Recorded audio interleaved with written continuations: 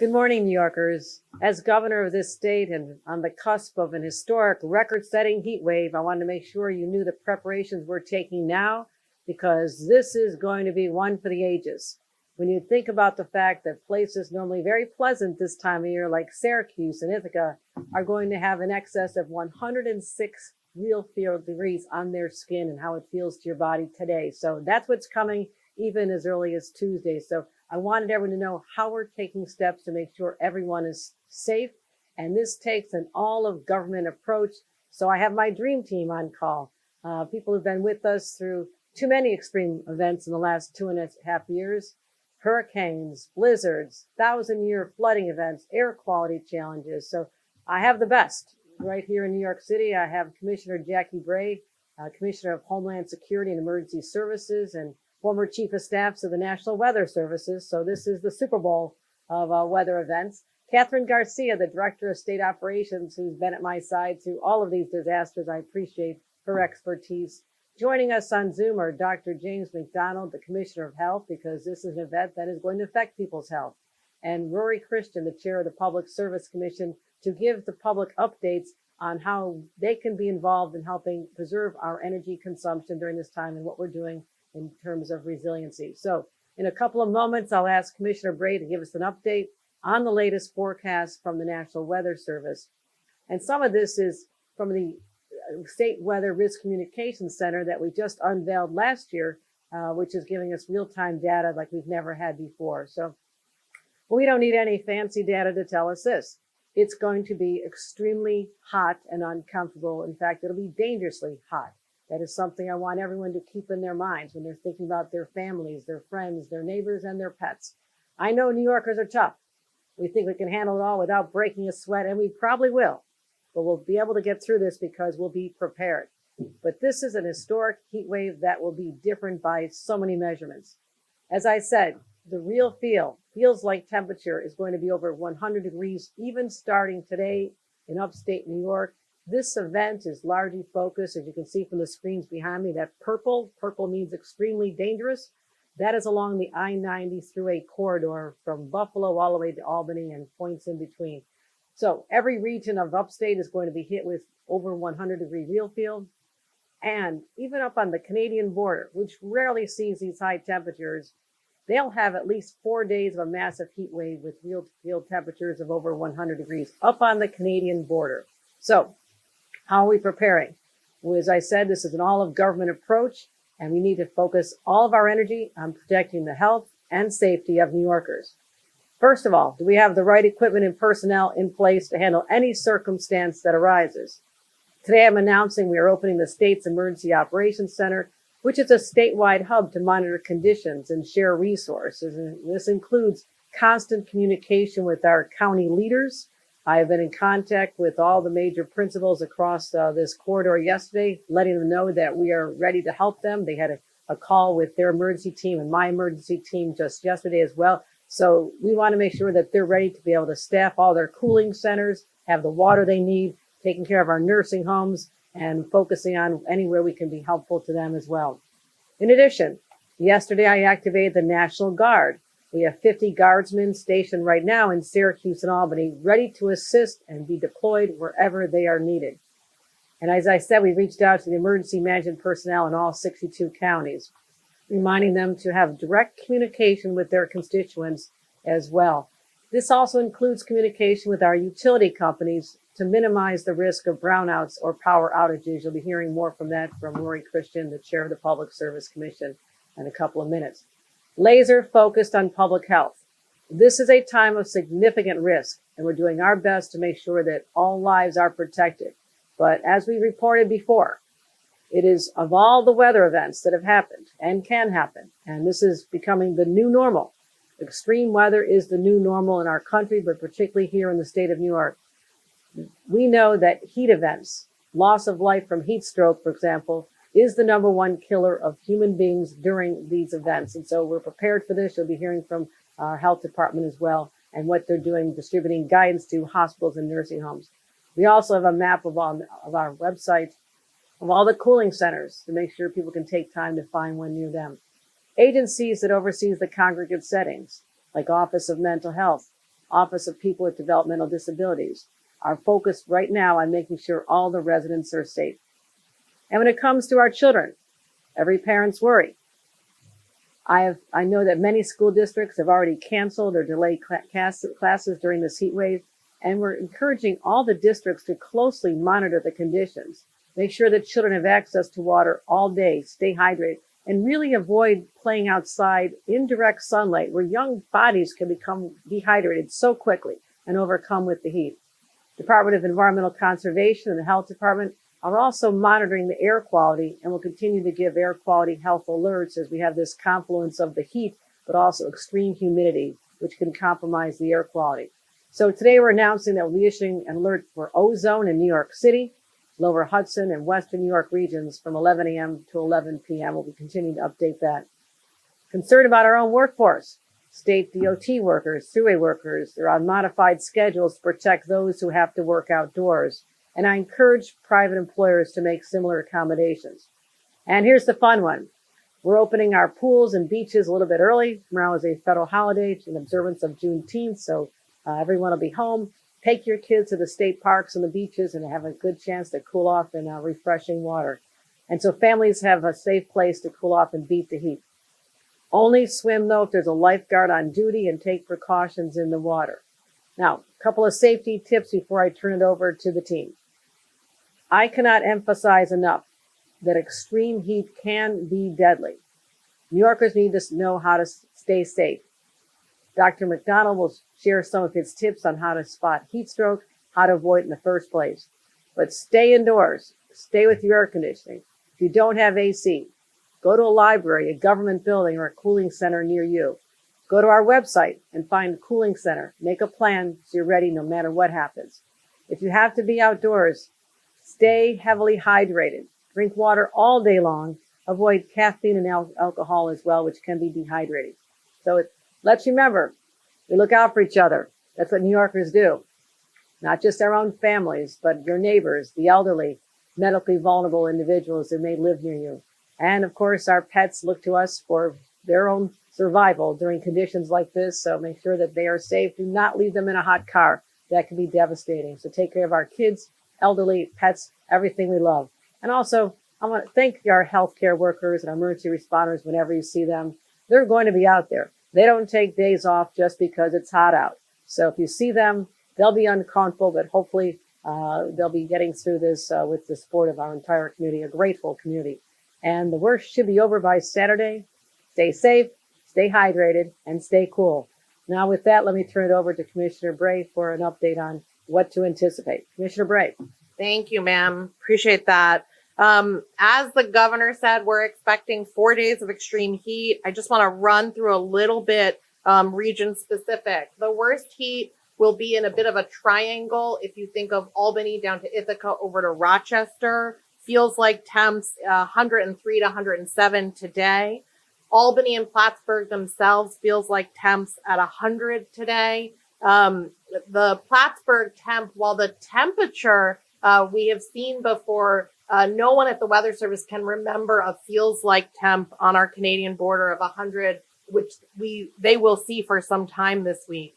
For New York City and Long Island, the heat will be worse later in the week. So Thursday, Friday, the heat shifts south and east.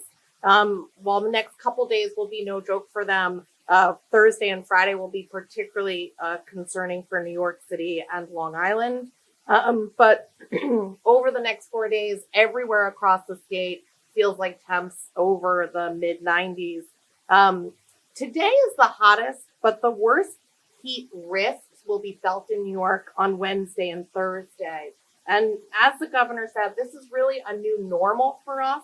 And so we need to be good and get good about dealing with heat. So I want to add a little bit of detail here. Heat risk is cumulative, which means that one very hot day, which these regions have seen several times, becomes less of an issue both for our energy grid and for human health than several very hot days. And 4 very hot days is really at this level is really something we don't see in these cities. So think about heat risk, think about the cumulative nature, number one. Number two, early season heat is more dangerous than late season heat. We are actually good at acclimatizing. We are good at getting used to the heat, but this is very early to have this level of heat in the state, and that will make it more dangerous. And number three, there will be no real nighttime relief. Nighttime temps will stay up in the 70s, 75 or higher, and that means that our bodies won't have the chance to get that relief, cool down, and it will make it a more dangerous event. As the governor says, we are prepared. I want to give some people helpful links and helpful phone numbers. 211 statewide and 311 where it is available will have the addresses and the locations of cooling centers across the state. So if you need help, if you need to get to air conditioning, those are two great numbers, 211, 311. You can sign up for alerts at alert.ny.gov to get real-time information right on your phone. You can find cooling centers at health.ny.gov/cooling centers. You can find air quality information at airnow.gov. And you can find the maps that we're using, the heat risk, which is actually new this year to the East Coast, at wcp.ncep.noaa.gov/heat risk. And all of those links are on our website. Thank you. Thank you, Commissioner Bray. And now we'll hear from Rory Christian, the Chair and CEO of the Public Service Commission, about steps that his agency has been taking. And thank you, Jackie, for the overview. So we at the Department of Public Service have been tracking electric system conditions and overseeing utility response to any situations that may arise as a result of this week's excessive heat. Again, we're in direct contact with utility leaders and are ensuring that they're taking the necessary steps to prepare their systems and have their 5,500 staff on hand to address any issues that arise. I assure you all that right now the system is stable and planned maintenance deferred until the conclusion of the event. We're also pausing excavation activity to ensure that there are no accidental incidents that can cause additional problems. Now, as pointed out earlier, what's unique about this event is the timing and its duration. It's happening earlier in the year at a point where we're not used to it, but the system as a whole is built to handle the worst that we can throw at it. But again, the longer the situation lasts, the more extreme the stress on the system, the more likely there will be damage to the system. And again, the combination of high energy use and high temperature will place stresses on the system that can cause isolated damage and outages. We know through working with the New York ISO, we have ample generation available to meet our needs, but these isolated outages will need to be addressed if they occur. And again, this is part of our work with the utilities to ensure that they have both the staff, the equipment, and the processes in place to address any issues as they arise. We're taking a number of preemptive steps in working with the utilities. Again, in addition to having the crews and the equipment to deal with any issues that arise, we're also taking preemptive steps to do voltage reduction in certain areas where needed to reduce the stress on the system. And we're doing active cooling of transformers, essentially spraying them down with water, putting up shading to ensure that these equipment can work in the higher than normal and higher than expected temperatures. Now, in terms of what we can all do, again, using less energy will go a long way towards us weathering this particular event. Close drapes, windows, and doors to try to keep the solar heat from building up in your home. This can keep you cool, keep you comfortable. To the degree you can keep your temperature as comfortable as possible, try to keep your air conditioner set point in the mid to high 70s. Was particularly given the length and duration of this event, that's going to be critically important. Also, to the degree you can, seal any openings in your windows or any gaps around the air conditioner to minimize the loss of cooling. You want to cool your home, not the outside environment. So these are just a few of many steps that you can take.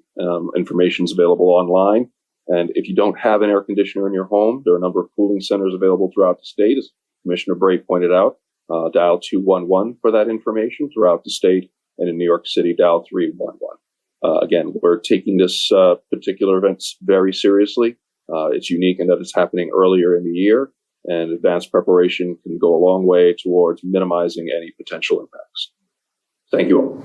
Thank you, Chairman Christian, for the update on how we're managing what we anticipate to be higher than usual pressure on our energy grid, but also what we can do personally as individuals in terms of if you're not home at your apartment, why would you leave the air conditioning on all day if there's no pets at home? So doing your laundry late at night, early in the morning, turning on the dishwasher late at night, early in the morning, all of us can be cognizant. These are actually good practices all the time, but particularly now when there'll be additional pressure by high use of air conditioning from companies and individuals during this heat wave over this week, so we can make sure that we have the resiliency and the energy generation that we need to get through this. So thank you and your agency for all the great work they're doing. Also, the effect on human beings. So let's hear from our Health Commissioner, Dr. Jim McDonald, on advice he has and what he sees associated with this particular event. Dr. McDonald? Yeah, thank you, Governor Hochul. You know, as the state's doctor, I think it's important we talk about how do I prevent heat stroke? You know, and I think all of us at some point in our life have had the adverse effects of heat. Most of us have had heat cramps. You overdid it one day, right? A lot of sweating, felt a little nauseous, you had heat cramps. You went inside, cool environment, drank some water, and you felt better. And that's important, that's good. But if we're not catching it at that phase, we might move into something called heat exhaustion. Heat exhaustion means there's a lot of sweating, maybe getting lightheaded, dizzy, maybe a headache, nausea, even vomiting. This is really important to get that person into an air-conditioned environment and sip water slowly so you can gradually recover. What we really want to prevent, though, is something called heat stroke, which can be a medical emergency. When someone has heat stroke, their temperature might elevate really quickly, even over 105. That person might be confused or even lose consciousness. This is a medical emergency. It's appropriate to call 911, move the person to a cool environment to rescue occurs. You know, keep in mind, the temperatures we're going to experience in New York, particularly along the I-90 corridor, are concerning over the next several days. I encourage everyone, keep the water handy wherever you are. Keep drinking your water all day long. I think it'll do best for you in the long run. Turn it back to you, Governor, for questions. Thank you so much. Thank you, Dr. McDonald. At this point, we're going to begin the Q&A part of our press event. Reporters, if you have a question, please use the raise hand function on Zoom to let us know and we can unmute your line.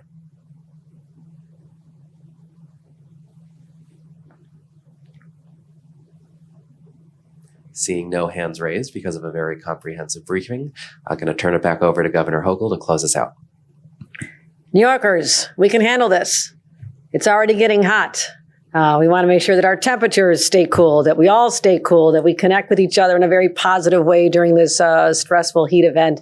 And what we should also be talking about is that this is the new normal. This could be an annual event. So all the preparations we're taking now that we can build on for the next event and learn from areas where we can continue to improve. We always do that in state government. So I want to thank all of you for paying attention, for the media, for the intense coverage on this, because this is a matter of life and death. We want everyone, no matter where you live in the state, to come through in good health and save lives and protect each other and look out for each other as only New Yorkers can. Thank you, everyone.